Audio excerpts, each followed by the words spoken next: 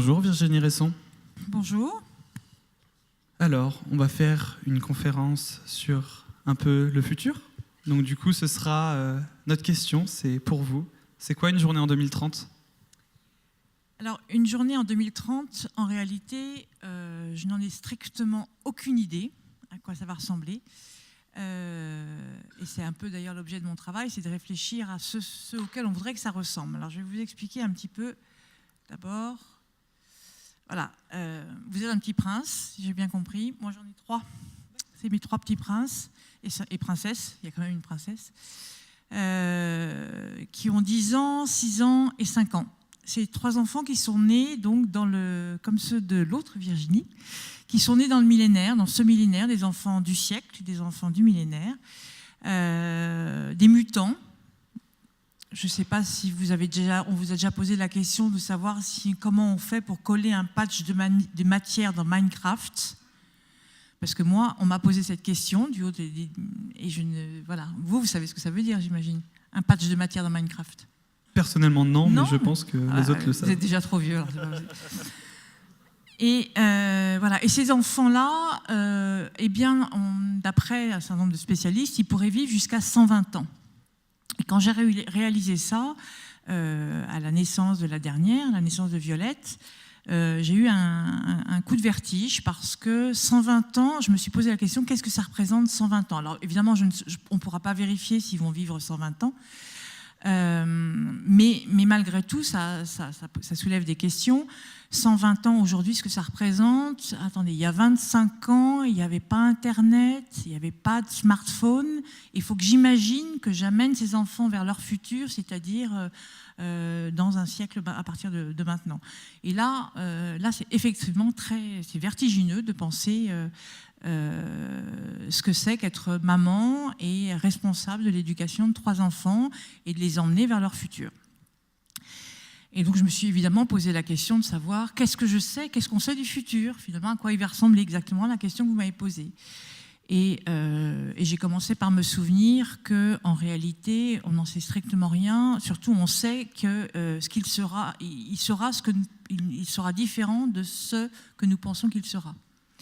La deuxième chose que j'ai réalisée, c'est d'autant plus vrai que la différence au rythme des changements technologiques actuels, comme je le disais, il y a 25 ans, il n'y avait pas Internet, ou à peine, et en tout cas, il n'y avait pas de smartphone. À ce rythme-là, ma vie à mon âge et celle de ma fille, la différence, ce qui sépare ma vie aujourd'hui et celle de ma fille quand elle aura mon âge, c'est à peu près ce qui me sépare d'une femme du Moyen-Âge.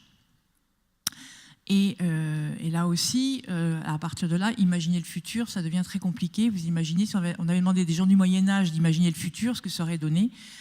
Et puis, je me suis souvenu aussi que finalement, les grands événements des dernières années, des dernières décennies, aucun, on n'en avait vraiment prévu aucun. Je pense à la chute du mur, je pense même au 11 septembre, je pense aujourd'hui peut-être au recul de la démocratie, là où on pensait que c'était acquis pour toujours. Tout ça, on n'a pas prévu. Donc, imaginer ce que sera une journée en 2030, c'est quand même très compliqué. Je me suis souvenu qu'il y a quelques années, j'ai écrit un livre où je disais que les énergies renouvelables ne seraient rentables qu'à partir du moment où le baril de pétrole dépasserait les $200. Et les 5 dernières années m'ont donné tort. Puisque, comme vous le savez, les énergies renouvelables sont aujourd'hui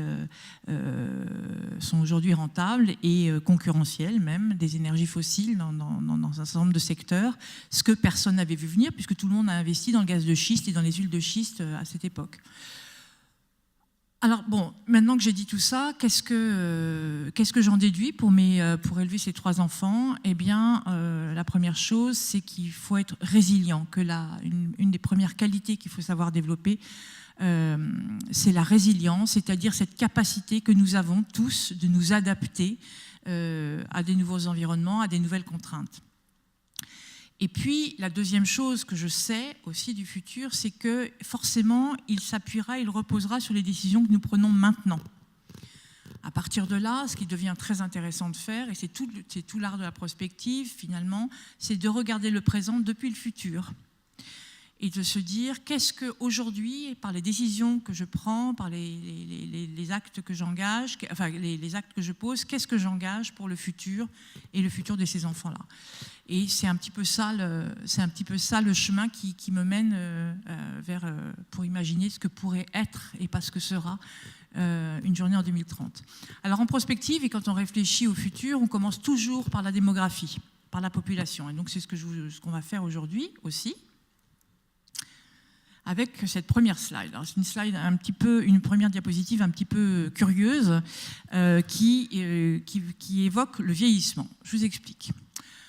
Je ne sais pas si vous avez remarqué, en général, quand on parle de 2050 ou de 2100, les articles, on commence toujours par dire en 2050, la planète devra nourrir 1,5 milliard d'habitants de plus qu'aujourd'hui. En 2100, la planète devra nourrir 12 milliards d'habitants. Comme si, d'abord, on était tous pareils, comme si c'était une certitude que nous serons 9,5 milliards ou 12 milliards, et comme si, finalement, les nouveaux venus, les futurs venus, étaient responsables des futurs problèmes. Et alors du coup, le laboratoire que je dirige, on s'est dit, mais qui sont ces 1,5 milliard de personnes supplémentaires qui vont finalement nous poser bien des problèmes? Et donc on a pris la pyramide des âges de 2050, la pyramide des âges de 2015, on les a superposées et on a pris juste la différence, c'est-à-dire le 1,5 milliard supplémentaire. Et les voilà. Le 1,5 milliard supplémentaire, vous voyez, on les a répartis comme dans toute pyramide des âges, avec les femmes à droite, les hommes à gauche. On les a classés par catégorie d'âge, de 10 ans en 10 ans, les plus jeunes en bas et les plus âgés en haut. Et vous voyez, ce 1,5 milliard de personnes supplémentaires, en réalité, ce sont des personnes relativement âgées, pour ne pas dire très âgées, puisque la classe la plus démographique, la plus dynamique aujourd'hui en Europe, c'est les plus de 80 ans, et dans le monde, c'est les plus de 60 ans. C'est-à-dire ceux qui augmentent le plus. Donc la croissance démographique qu'on invoque pour expliquer tous les problèmes du monde, en réalité, elle est aussi largement liée au vieillissement de la population mondiale. Il faut se rappeler que ce vieillissement, il est lié à 3 facteurs. D'abord, les baby-boomers qui vieillissent, puisqu'on a donc des classes d'âge qui sont très nombreuses, et pas seulement en Europe, aux États-Unis, mais aussi en Chine, par exemple.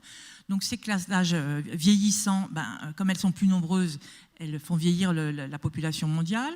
Le deuxième paramètre, c'est l'allongement de l'espérance de vie. Nous avons gagné 30 ans d'espérance de vie depuis 1950. Et le troisième paramètre, c'est la chute de la fécondité, absolument partout dans le monde. Chute de la fécondité qui fait que, alors en Europe, on est déjà en dessous du seuil de renouvellement des générations, c'est-à-dire en dessous de 2 enfants par femme, mais ce seuil-là va être passé absolument partout dans le monde.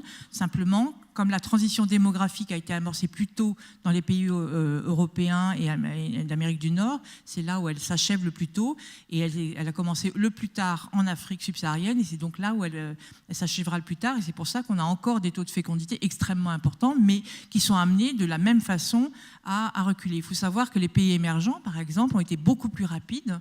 Vous avez des taux de fécondité en Tunisie, en Thaïlande, etc., qui sont inférieurs à ceux qu'on trouve en France, par exemple. Donc on a un recul de la fécondité absolument partout dans le monde. C'est le sens de la transition démographique. Simplement, elle se passe à des moments décalés.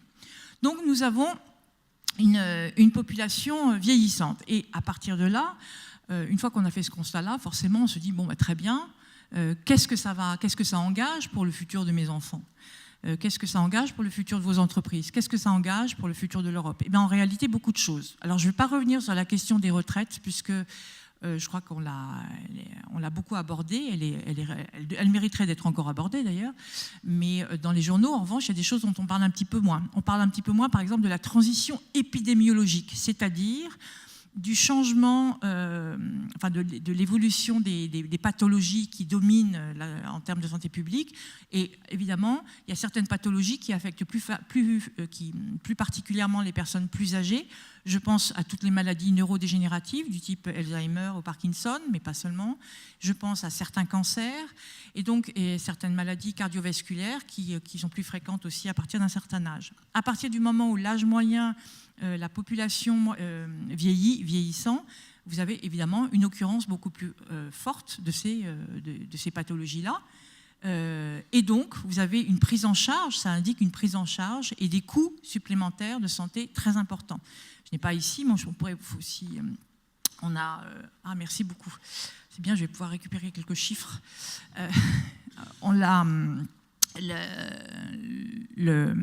L'explosion des coûts de santé liés au vieillissement, qui est une problématique absolument mondiale, mais européenne en particulier, qui est majeure, et on est au tout début finalement de cette problématique-là. À partir du moment où il y a des dépenses de santé qui augmentent et qu'il faut les prendre en charge, et que par ailleurs, avec la chute de la fécondité, on a moins de personnes qui évidemment contribuent au budget de l'État par leur travail, puisqu'on a une population dite dépendante qui augmente dans la part de la population générale, ça veut dire qu'il va falloir faire des arbitrages budgétaires, puisque les budgets publics vont être sont contraints. Alors, il y aura le recours à l'épargne plus grand, donc ça veut dire qu'il y aura moins d'épargne disponible à investir, et par ailleurs, ça veut dire aussi qu'il faut faire des arbitrages. Et un jour, peut-être qu'il faudra qu'on choisisse, je vais caricaturer, mais pas tant que ça, il faudra qu'on choisisse, soit on rembourse la prothèse de la hanche pour tout le monde, soit on crée des crèches. Mais on ne peut pas faire les deux. Et c'est une vraie question qui se pose en termes de gouvernance, puisqu'au même moment, c'est-à-dire, je parle des années 2030, 2040, au même moment, en 2050 même, la moyenne d'âge des votants en France sera de 58 ans, de 62 ans en Suisse. Donc vous imaginez que ce genre d'arbitrage, évidemment, il est quand même largement aussi lié à l'âge moyen de la population. Et donc c'est là où il faut peut-être qu'on réfléchisse à comment est-ce qu'on réinvente une gouvernance qui, malgré tout, pense et se préoccupe des générations futures, des plus jeunes, dans la mesure où ils seront forcément moins représentés en termes démocratiques. Donc ça, c'est un vrai débat. Et ça sera d'autant plus important qu'on va le trouver à la même chose, puisqu'on est au Conseil général. On va avoir le Conseil régional, pardon. On va avoir des mêmes types d'arbitrage dans les villes. On sait très bien que les populations âgées se concentrent dans les centres-villes. Ça veut dire qu'il faut faire des aménagements, il faut des rampes, il faut des ascenseurs, il faut des bancs, des choses comme ça. Tout ça a un coût. Et donc, il faut, à nouveau arbitrage, etc., etc. Donc, c'est une vraie question intergénérationnelle qui risque de se poser, puisqu'il y a peut-être un moment où les plus jeunes vont se dire, maintenant, cotiser pour les plus âgés, surtout qu'ils ont fait partie de la génération, vous savez que les baby-boomers, il n'y a eu aucune génération qui a été aussi riche qu'eux, si je puis dire, qui s'est aussi bien portée, et aucune qui ne se portera aussi bien avant longtemps. Donc, on est face à une génération qui a été privilégié, on va dire, dans l'histoire, sur le plan économique. Et peut-être que les générations suivantes, à un moment, les petits princes qui sont à côté de moi vont dire oui, c'est bien gentil, mais ils nous ont légué la dette, maintenant il faudrait peut-être arrêter. Voilà, on peut aussi imaginer ça. Donc vous avez une vraie question intergénérationnelle qui pourrait être posée dans les prochaines décennies et auquel on peut réfléchir maintenant pour éviter que ça soit trop confrontationnel. Bien sûr, ça veut dire aussi toutes ces personnes qu'elles devront être accompagnées au quotidien, parce que les pathologies que j'ai évoquées sont des pathologies qu'il faut prendre en charge aussi au quotidien avec un accompagnement personnel. Et là, ça rééclaire aussi peut-être la question migratoire de manière très différente, etc., etc. Donc vous voyez, rien qu'en regardant un tout petit peu la structure démographique des prochaines décennies, on peut déjà anticiper énormément de questions, on peut déjà soulever un certain nombre de défis et de questions qui nous restent à relever et que la gouvernance devra nous aider à relever. La deuxième question, bien sûr, c'est la croissance démographique, je l'ai évoqué, qui reste un fait tout à fait, une tendance tout à fait majeure. Ici, vous avez 3 scénarios, parce qu'en réalité, il n'y a pas, on ne sait pas combien on sera en 2050 ou en 2100. On a des scénarios qui sont appuyés sur des hypothèses, et ces hypothèses, il suffit qu'on change de un quart d'enfant par femme, chaque hypothèse, et vous voyez, on a une amplitude absolument énorme, puisqu'on imagine qu'en 2050, on pourrait être 8,5 milliards d'habitants jusqu'à presque 11 milliards. Tout ça en faisant varier le taux de fécondité en l'occurrence, entre le plus bas et le plus haut des scénarios, 0,5 enfants par femme. Donc, il y a ce qu'on appelle les phénomènes d'inertie démographique. Donc, vous voyez, on n'a pas de certitude. Et il n'y a aucun des scénarios qui est plus probable que les autres. On retient toujours, dans les médias, le scénario médian, le scénario intermédiaire, parce qu'évidemment, il est intermédiaire, justement. Mais en réalité, en termes de probabilité, il n'est pas plus probable que les deux autres. Donc, on est face à une incertitude, ce qui veut dire que chercher à prédire quoi que ce soit, alors qu'on est sur une incertitude, vous voyez, de 2 milliards d'habitants à l'échelle de 2050 et bien davantage à l'échelle de 2100, travailler sur le nombre, c'est quand même extrêmement aléatoire et extrêmement... c'est un petit peu comme si vous révisiez le bac, en révisant qu'un seul sujet. Là, après, si vous choisissez juste un scénario, vous dites, bon, là, on sera 10 milliards, ça veut dire que vous choisissez un sujet, vous révisez un sujet, alors qu'il y a d'autres sujets qui peuvent tomber. Donc, s'appuyer juste sur un facteur, le nombre, me paraît quelque chose qui est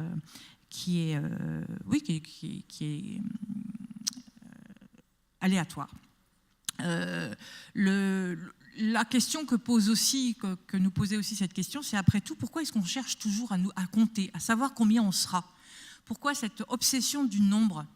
Après tout, on s'est amusé aussi à faire ça. On s'est dit, si on faisait un flash mob, on mettait tout le monde au même endroit pour un sommet sur la gouvernance mondiale, par exemple. On réunit la planète entière, on les met tous au même endroit, et en laissant à chacun 1 mètre carré, à peu près ce dont vous disposez, pour respirer, s'asseoir, etc. Où est-ce qu'on pourrait faire ça? On peut faire ça en Corse. Figurez-vous qu'aujourd'hui, en Corse, on peut réunir l'humanité entière, et il restera encore un peu de place pour les nouveaux venus. Donc alors, c'est évidemment absurde, d'abord parce que les Corses, je pense, ne seraient pas tout à fait d'accord. Et puis, évidemment, parce que 1 mètre carré pour survivre, ça ne marche pas. Et c'est bien là l'enjeu du problème, c'est la superficie dont chacun a besoin pour se nourrir, pour vivre, la superficie, la terre disponible pour produire tout ce dont nous avons besoin au quotidien. Et c'est ça l'enjeu du nombre, c'est en fait un enjeu de partage, un partage de ressources planétaires, dans la mesure où nous savons aussi désormais que ces ressources sont limitées, qu'elles ne sont pas infinies. Et donc, plus on est nombreux, et l'idée qu'on a dans la tête, c'est que plus on est nombreux, plus on devra partager. D'où aussi autre grand défi pour la gouvernance, c'est comment est-ce qu'on va organiser ce partage. Et c'est d'autant plus important que il y a quand même une très bonne nouvelle, c'est que nous sommes certes de plus en plus nombreux, mais nous sommes aussi de plus en plus riches. C'est ce qu'on va voir sur la diapositive. Après, figurez-vous que depuis 20 ans, la pauvreté a énormément reculé dans le monde. Ici, vous avez 3 sphères qui sont proportionnelles à la population mondiale en 1990, 99 et 2015, avec, vous voyez en rouge, cette part de la population mondiale qui vit sous le seuil de l'extrême pauvreté, c'est-à-dire avec moins de $2 par jour en parité de pouvoir d'achat.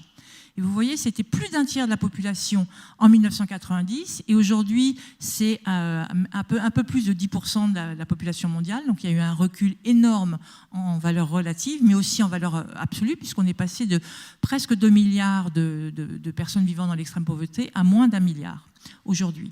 Et ça, c'est le recul de la pauvreté dans les pays émergents en particulier. Et là, je parle évidemment beaucoup de la Chine, un peu de l'Inde et des pays émergents d'une manière générale, qui, à la faveur de leur croissance économique des 25 dernières années sous l'effet de la mondialisation, ont pu accroître leurs revenus et donc faire reculer la pauvreté.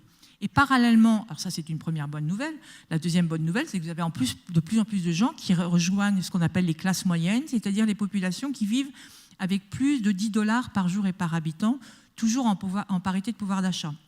Et je dis c'est une bonne nouvelle parce que ça veut dire, quand ils atteignent ce stade-là, on considère que c'est le moment où ils peuvent consacrer des revenus à autre chose qu'à se loger et à se nourrir. C'est-à-dire qu'ils sortent du stade de survie et ils commencent à consommer. Donc, ce que je suis en train de vous dire, c'est qu'on est de plus en plus nombreux à pouvoir consommer de plus en plus. Et la diapositive avant vous montre justement la répartition, l'évolution de la répartition de la consommation des classes moyennes. Et là, on est dans le partage des ressources, on est d'accord, puisque tous ces gens-là consomment, ils sont entrés dans les classes moyennes. Et donc, on voit justement comment évolue ce grand partage avec l'évolution de la consommation des classes moyennes. Vous voyez, en 1965, les pays qui sont dans les bleus et gris, c'est-à-dire les pays dits anciennement industrialisés, représentaient quasiment 90% de la consommation des classes moyennes. Donc là, on était au cœur des 30 Glorieuses. Et si on regarde en 2030, on voit qu'ils représenteront à peu près 20%. Non pas qu'ils vont consommer moins, rassurez-vous, nous pourrons toujours tous consommer beaucoup, mais simplement, on a le reste du monde qui se met à consommer de plus en plus. Et en particulier, vous voyez la Chine mais qui va être bientôt relayé par l'Inde, par l'Asie en général. L'Asie, c'est à peu près 35% de la consommation des classes moyennes asiatiques, c'est 35% de la consommation des classes moyennes en 2010. Ça sera 66% en 2000, que je vous dise pas de bêtises, 2030, je crois. Et donc, évidemment, là, nous sommes en valeur relative. Si vous multipliez ça par la population mondiale, ça veut dire une croissance absolument extraordinaire de ressources, puisque pour satisfaire cette consommation mondiale, évidemment, il faut prélever de plus en plus de ressources. Entre 2010 et aujourd'hui, entre 1990 et 2010, nous avons doublé le niveau d'extraction de ressources mondiales. On est passé de 40 à 75 milliards de tonnes de ressources extraites par chaque année. Et on devrait passer la barre des 100 milliards en 2030, c'est-à-dire demain. 1990, 40 milliards, 2030, 100 milliards. Je vous rappelle que nous sommes sur une planète où les ressources sont finies.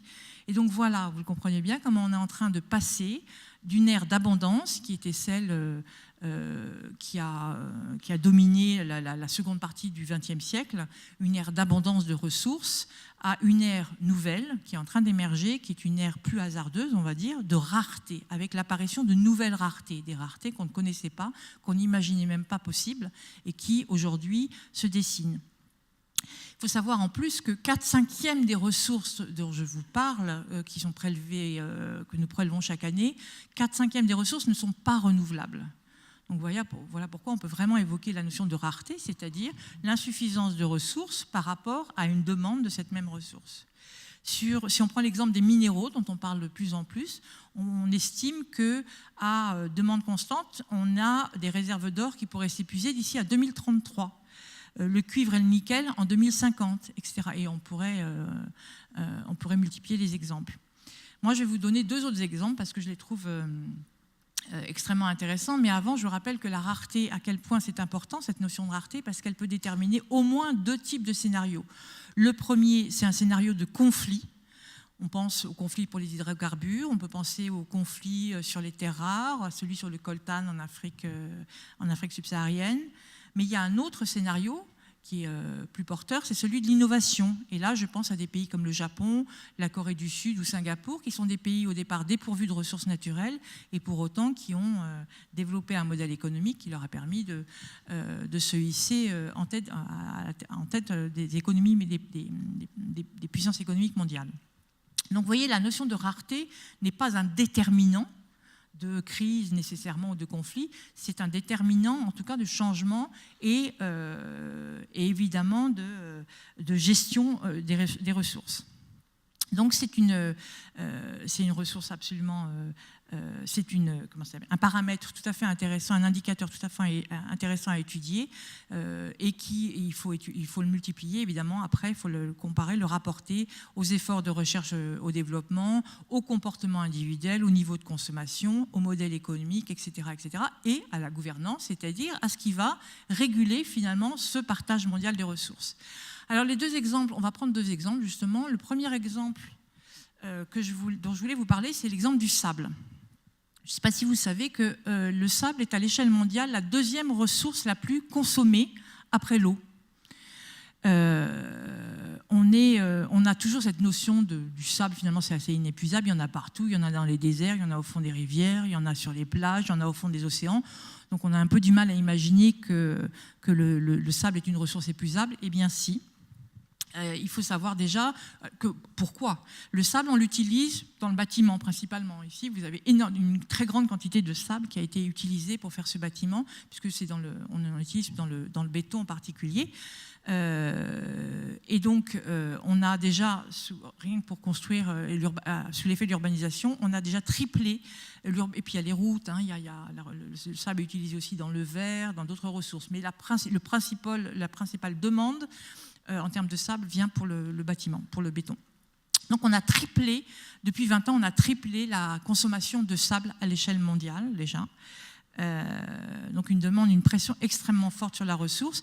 Et que vous voyez ici, avec cette diapositive, vous voyez, on compare le nombre de gigatonnes de béton produites aux États-Unis en un siècle, au XXe siècle, avec ce que la Chine a consommé de béton en 3 ans, en rouge.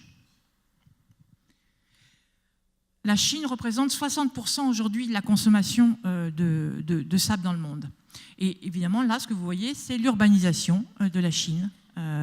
Et ces villes absolument gigantesques qu'on voit se construire, les villes champignons qui émergent un peu partout en Chine et que vous voyez traduites ici en termes de consommation de sable. Alors évidemment, cette demande de sable, elle pose plusieurs problèmes. D'abord, il faut savoir que... d'abord, je vais vous montrer une autre diapositive pour vous montrer les perspectives qui sont donc ce que je disais, qui sont directement liées à l'urbanisation. Vous savez qu'aujourd'hui, on a à peu près la moitié de la population mondiale qui vit dans les villes, un petit peu plus, mais que c'est une proportion qui augmente extrêmement rapidement. Et c'est ce qu'on voit ici, et en particulier dans les pays émergents, puis dans les pays en développement, c'est ce qu'on voit ici. Vous voyez, dans les années 90-2000, finalement, la plus grosse part de demande de consommation de béton, elle était située dans les pays développés, c'est-à-dire en Europe, aux États-Unis, et puis un petit peu, on voit émerger la Chine à partir des années 2000, et c'est le début de l'urbanisation chinoise. Et si vous regardez, l'urbanisation chinoise, on la voit se prolonger jusqu'en 2030 à peu près, puis après on voit que ça se ralentit un petit peu, même si ça reste très important, alors qu'on voit très bien l'urbanisation de l'Inde, puis l'urbanisation des autres pays en développement. Donc vous voyez, on est vraiment, si vous regardez où est-ce qu'on est en 2010 par rapport à 2050, vous voyez, on est encore au début de cette urbanisation et donc de ce besoin, de cette demande de sable pour le bâtiment. Et le problème, c'est que ce sable, on ne peut pas le prélever n'importe où, parce que je vous parlais du sable des déserts. En réalité, pour l'instant, on n'utilise pas le sable des déserts, parce que comme il a été poli par le vent, il n'est pas assez adhésif. Et donc, si on construisait aujourd'hui du béton, avec du béton en utilisant du sable des déserts, probablement que nos bâtiments s'effondreraient assez vite. Donc on est obligé d'utiliser du sable soit prélevé dans les rivières, mais le problème c'est qu'il n'y en a plus beaucoup, et donc maintenant on va le prélever au large dans la mer, au large des côtes. Et quand on fait ça, on modifie tout le système, tout l'écosystème en fait des marins, enfin des côtiers plus exactement, avec un risque énorme en particulier de disparition des plages, puisque vous savez que les plages c'est quelque chose qui se renouvelle en permanence, et quand vous prélevez du sable au large, vous modifiez le taux de la manière dont se renouvellent les plages, au point que par exemple ici vous avez la ville de Dubaï. Vous savez que Dubaï, même s'il y a le désert juste à côté, en réalité Dubaï est construit avec du sable australien. Singapour, qui est une ville qui est construite principalement à partir sur des polders, sur des remblais, a prélevé son sable soit dans le Mékong, au Cambodge, soit en Indonésie. Vous avez même des îles en Indonésie qui ont disparu par prélèvement du sable au large, ce qui fait que l'île s'est affaissée parce qu'il n'y avait plus le renouvellement de sable. À ce rythme-là, on estime que plus de 80% des plages pourraient avoir disparu avant la fin du siècle, si on continue à prélever le sable de cette manière-là.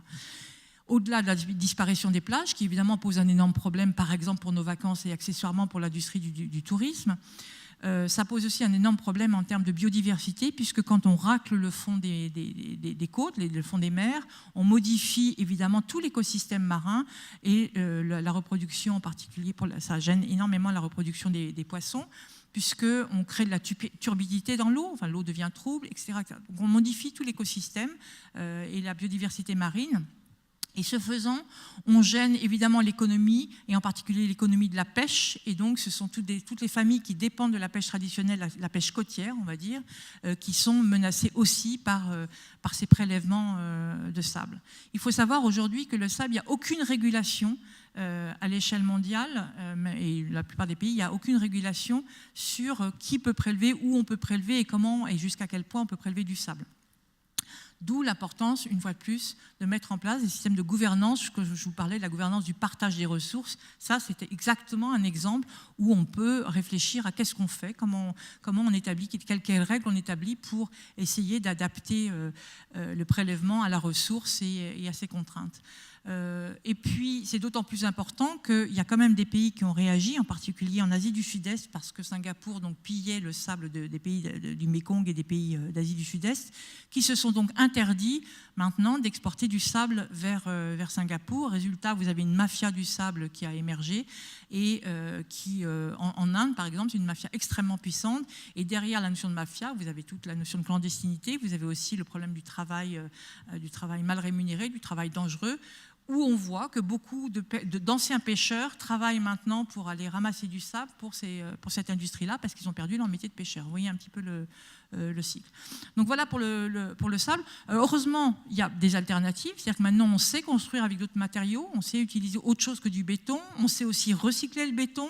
On pourrait essayer imaginer de légiférer effectivement les lieux de prélèvement, la façon dont on prélève. Donc on a des solutions, on a des alternatives, il n'y a pas de fatalité. Maintenant, il faut une prise de conscience et surtout, il faut une volonté politique ensuite pour réguler ce prélèvement-là.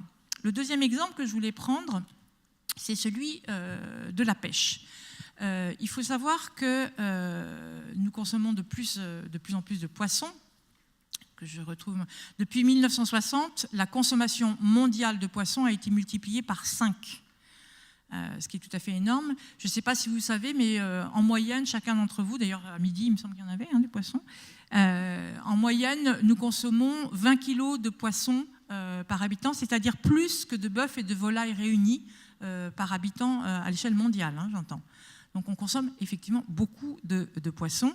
Et comme nous sommes de plus en plus nombreux à consommer, à avoir les moyens de consommer du poisson, et bien forcément la demande en poisson augmente énormément. Et la pêche traditionnelle ne suffisait plus aujourd'hui pour répondre à cette demande. Résultat, pour la satisfaire, eh bien, sont apparus ces dernières années ce qu'on appelle la pêche industrielle, c'est-à-dire la pêche à plus grande échelle, avec des plus grands filets, qui pêchent de plus en plus loin, éventuellement dans des zones où c'est illégal d'ailleurs, et qui pêchent de plus en plus profond. Il faut savoir que maintenant, on mange du poisson des abysses, et c'est très récent, puisque jamais avant on avait accès à ces espèces-là. Et on pêche tellement qu'on pêche plus rapidement que les espèces ont le temps de se renouveler. Aujourd'hui, on a consommé attendez que je ne vous dise pas de bêtises, c'est ça, 90% des poissons les plus communément consommés ont disparu. Je parle de stock, là je ne parle pas d'espèces. 90% des stocks ont disparu et au total, on estime que 70 à 90% des espèces sont déjà surexploitées, c'est-à-dire qu'elles sont déjà en voie d'épuisement. À ce rythme-là, vous avez plusieurs études qui ont été menées. On estime qu'en gros, vers 2050, je ne vous dis pas 2300, là, je vous dis 2050, c'est-à-dire quand mes enfants ils seront encore jeunes, ils seront toujours plus jeunes que moi aujourd'hui. En 2050, les océans pourraient être vides. Plus de poissons. Alors, évidemment, ça c'est le premier problème, la disparition. C'est aussi tout l'écosystème que ça représente, tous les services rendus par les écosystèmes halieutiques et marins. Et puis derrière ça, c'est aussi, mais il n'y a pas besoin d'attendre d'ailleurs 2050, c'est toute la pêche traditionnelle qui est évidemment menacée par cette pêche industrielle. Et quand vous avez des pêcheurs qui n'ont plus de quoi pêcher parce que tout a été prélevé par la pêche industrielle, ils se reconvertissent. Et par exemple, quand ils sont en Somalie ou quand ils sont en Malaisie, ils se reconvertissent dans la piraterie. La piraterie maritime, c'est aussi des anciens pêcheurs qui ont été privés de leurs ressources pour nourrir leur famille, parce que vous savez qu'une grande partie de la population côtière dans les pays en développement et les pays émergents dépend des ressources de la pêche. Donc là, on est face effectivement, une fois de plus, à un épuisement des ressources. Ici, donc, sur cette carte, ce que vous voyez, c'est la baisse des captures entre 2000 et 2050. Pas une baisse des captures, évidemment, parce qu'il n'y a plus de poissons. Et s'il n'y a plus de poissons, c'est pas parce qu'on a réduit, on veut réduire la pêche, c'est vraiment là parce qu'il n'y a plus de poissons à pêcher, puisqu'on est sur une phase d'épuisement. À partir de là encore, là encore, la gouvernance peut être absolument décisive. Alors déjà, on peut aussi, à l'échelle individuelle, se dire peut-être qu'on peut manger moins de poissons, ou en tout cas s'intéresser au poisson, d'où il vient, est-ce qu'il est surexploité, est-ce qu'il y a quel label, etc. Donc ça, c'est une première chose. Mais par ailleurs, il existe des méthodes qui ont été expérimentées. Je pense aux quotas. On sait que ça marche très bien, les quotas de pêche. Alors évidemment, il y a toute l'industrie de la pêche qui se sent extrêmement menacée. Il n'empêche que l'industrie de la pêche, elle est concernée par la durabilité, évidemment, des ressources, sinon elle disparaîtra de toute façon. Donc les quotas de pêche, ça permet de préserver, de ralentir la disparition d'une espèce. Il y a les zones maritimes protégées. Il y en a plusieurs qui ont été créées récemment, en particulier par les Américains. Et là, on s'est rendu compte que ça marche extrêmement bien, c'est-à-dire que les stocks se reconstituent extrêmement rapidement, beaucoup plus rapidement qu'on l'avait imaginé. Donc ça, c'est une très bonne nouvelle aussi. Zones maritimes protégées, c'est-à-dire que ce sont des zones, soit on n'a pas du tout, il est strictement interdit de pêcher, soit c'est réservé à la pêche traditionnelle, soit c'est sur certaines espèces, enfin, c'est très très réglementé. La difficulté, évidemment, c'est pas tellement de prendre cette décision, c'est de pouvoir de contrôler sa mise en œuvre. Et or, c'est très difficile de le faire dans des pays en développement où les États sont faibles. Donc, je vous évoquais le cas de la Somalie tout à l'heure. Ça pourrait être pareil pour la plupart des pays d'Afrique, où les États manquent de moyens, évidemment, pour contrôler la mise en œuvre de ces mesures. Il n'empêche qu'elles sont un préalable absolument indispensable pour gérer cette ressource halieutique. Voilà, donc maintenant, si je résume un petit peu ce que je vous ai raconté, c'était encore les zones de pêche, un zoom, vous voyez, quand je vous disais, là, figurez-vous que j'ai débarqué hier de la carte de droite, et c'est très impressionnant, quand on navigue la nuit en Asie du Sud-Est, de voir le nombre de bateaux, ils pêchent à la lampe, la mer est illuminée, vous avez une espèce de feu d'artifice parce que vous avez tous ces pêcheurs qui pêchent à la lampe. Et vous regardez le matin ce qu'il y a dans leur filet, il n'y a plus grand-chose. C'est déjà extrêmement impressionnant. Et donc vous voyez, c'est une zone, toute l'Asie du Sud-Est, une zone où les gens dépendent vraiment de la pêche, c'est la première économie quasiment, avec l'agriculture, sont menacés par la disparition des ressources. Voilà, le résumé de ce que je viens de vous raconter, c'est un petit peu ce schéma-là, où on a mis en relation l'évolution de la population, l'évolution de la production et de la consommation, et l'évolution des émissions de CO2. Et c'était très intéressant de cet exercice-là, puisque je vous ai dit, il y a une espèce de présupposé qui dit, comme on est de plus en plus nombreux, donc on va émettre de plus en plus de CO2. Ou donc il y a réchauffement climatique, ou donc il y a pollution, etc. On le rapporte toujours à la population.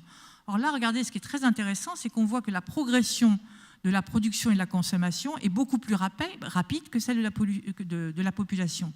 Autre chose extrêmement intéressante, c'est ce décroché, vous voyez, sur 2008-2010. Là, vous avez la crise économique. Et cette crise économique, on la retrouve sur les émissions de CO2. Donc c'est là où on se rend compte qu'on est quand même sur un phénomène extrêmement économique, bien sûr, qui est lié à la population. J'ai expliqué l'histoire des classes moyennes, mais on est quand même sur quelque chose qui est un phénomène qui est tout à fait lié à notre développement économique. Alors il y a deux façons de raconter ce modèle économique. Le premier, la face A, je vais dire, c'est que toute hausse de revenus est convertie en consommation, c'est l'histoire des classes moyennes, et donc en production, et donc en revenus supplémentaires, et c'est là où on a le recul de la pauvreté que j'ai évoqué tout à l'heure, donc revenus supplémentaires, consommation supplémentaire, et donc prélèvement complémentaire. D'accord ? Mais là, on est dans un cercle vertueux, puisqu'on est dans le phénomène d'éradication de la pauvreté et de croissance économique. La phase B, toute hausse de revenus est convertie en consommation supplémentaire, donc en production, donc en prélèvement de ressources supplémentaires, et dans la mesure où ces ressources sont finies, on arrive à la limite du système. Donc c'est un système qui a été extrêmement performant, extrêmement efficace, qui a permis à beaucoup de gens de sortir de la pauvreté et à l'économie de se développer, et en même temps, on voit bien que ce système qui en théorie pourrait être infini, en réalité ne le peut pas parce qu'il y a une contrainte qui est la finitude des ressources. Je ne vous apprends rien, mais parfois c'est bien de le voir, d'y entrer d'une autre manière. Et donc la question aujourd'hui, en termes de gouvernance à toutes les échelles, c'est celui du découplage, du détachement, je vais dire, de la croissance économique et de la consommation, plutôt du prélèvement de ressources. C'est une question absolument clé, puisque sinon, on va évidemment à une tension de plus en plus forte. Alors il y a des pistes aujourd'hui. Ce qui est bien aussi, c'est qu'en fait on voit apparaître aujourd'hui plein d'idées. Il y a des pistes technologiques, bien sûr, des progrès que vont nous permettre la technologie. Et puis il y a les comportements, la prise de conscience, on le voit aussi. Par exemple, je ne sais pas si vous savez, mais la consommation de viande aujourd'hui recule en Europe parce qu'il y a une véritable prise de conscience sur l'impact de la production de bœuf en particulier sur le climat. Et pas seulement d'ailleurs, sur l'eau aussi. Donc il y a une prise de conscience, la technologie, une première piste, puis il y a une troisième piste qui est, j'ai presque fini, la dernière piste qui est certainement les nouveaux modèles économiques, je pense à l'économie collaborative, l'économie circulaire. Ici, vous voyez, on a comparé, ou l'économie du partage, on a comparé l'évolution de l'économie traditionnelle et de l'économie du partage, des revenus de ces économies-là, entre 2013 et 2025. Alors, on est sur des hypothèses, sur des scénarios, on n'est pas sur une certitude, on n'est pas sur une prédiction. Il n'empêche que c'est extrêmement intéressant de voir le développement de cette économie du partage, ou ces économies, ces nouveaux modèles économiques, économie collaborative, etc., économie de fonctionnalité.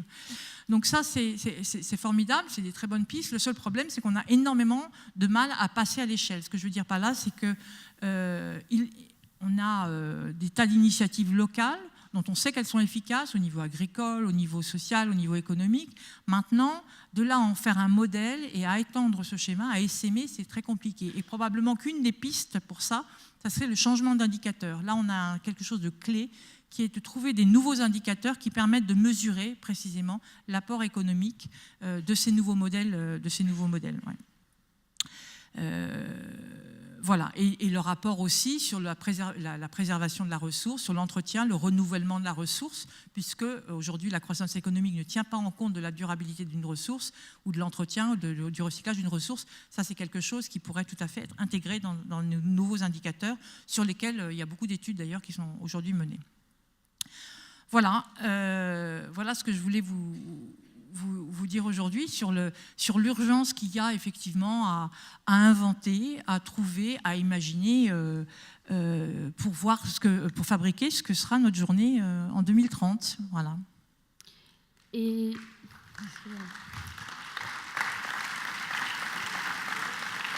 Virginie Resson, vous nous avez présenté beaucoup de scénarios, beaucoup de faits qui nous concernent tous, autant les petits princes que cette assemblée aujourd'hui et tous ceux qui nous entourent. Mais alors, est-ce que les petits princes qui seront un jour en 2030 peuvent avoir une vision optimiste du futur ? Alors, heureusement, déjà, le futur n'est pas écrit. C'est ce que j'espère que vous avez bien entendu ça dans ce que j'ai dit. Ce qui est important, c'est d'en prendre conscience. Et puis, on peut laisser la diapositive parce que je vais vous raconter une histoire tout à fait personnelle qui concerne les trois, qui répond à votre question à propos de mes trois petits princes. Sur comment est-ce qu'on reste positif et optimiste, même quand, effectivement, il y a quand même des scénarios qui sont préoccupants. Il se trouve qu'il y a 10 mois, j'ai perdu mon mari accidentellement, enfin très brutalement. Et donc, on s'est retrouvés du jour au lendemain, et c'est même pas du jour au lendemain, c'est d'une minute à l'autre. Avec mes 3 enfants, on s'est retrouvés là, dans un nouveau monde. C'est-à-dire qu'on a basculé. Là, c'est même plus une transition, je vais vous dire, c'est carrément c'est la fin. C'est-à-dire que tout d'un coup, les ressources familiales ont chuté, l'équilibre familial, le rôle de chacun, la responsabilité de chacun dans cet équilibre familial, le projet familial, enfin tout s'écroule. En quelques minutes, tout s'écroule. Et je suis là avec 3 enfants, alors il y a un premier choc, et puis le lendemain, je me dis, mais pas possible, je ne peux pas continuer à vivre, c'est pas possible. Vous savez, quand vous êtes dans quelque chose qui est formidable, une histoire extraordinaire, comme l'histoire de la planète, de l'humanité, on est dans une histoire extraordinaire, on ne peut pas imaginer que ça s'arrête, mais on ne peut pas imaginer que ça continue aussi à partir du moment où il y a quelque chose d'essentiel qui disparaît. Sauf que moi, j'avais ces 3 petits bonhommes là devant moi et je me suis dit, mais je ne peux pas leur dire non plus que c'est fini. Je ne peux pas leur dire, écoutez, mes chéris, c'était génial, mais maintenant c'est terminé. Papa n'est plus là, c'est fini. Et donc, à partir de là, il a fallu inventer un nouveau récit. Il a fallu imaginer quelle histoire on allait pouvoir maintenant écrire, non plus à 5, mais à 4. Et je crois que c'est vraiment ça qu'on doit faire aujourd'hui. C'est ça la gouvernance, c'est savoir quelle histoire On veut raconter aux générations, à eux, et aux plus jeunes et aux futures générations, quelle histoire on veut qu'ils retiennent, qu'ils racontent, qu'ils construisent eux-mêmes, qu'ils fabriquent et qu'on fabrique cette histoire avec eux.